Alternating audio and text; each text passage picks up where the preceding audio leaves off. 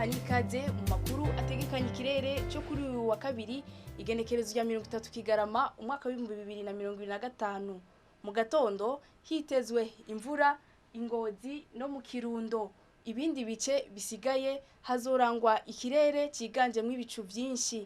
Ahazoba hakanye gusumba ahandi ni Imuramvya hamwe n'Ibururi, aho ibipimo by'ubushuhe bizoba biri kuri °C 13. Ku muhingamo hitezwe ikirere ciganjemwo ibicu Ingozi, mu Kirundo, Imuyinga hamwe no mu Cankuzo.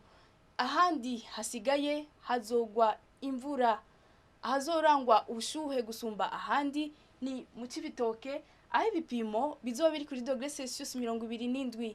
Ejo mu gatondo hitezwe ko izuba rizoseruka igihe cy'isaha 12 ziburi minota 5 rirenge ku mugoroba igihe cy'isaha 12 n'iminota 14. Nuko rero ninga hagarukiye amakuru ategekanya ikirere cyo kuri wa kabiri mutegurirwa n'ikigo Ijebu.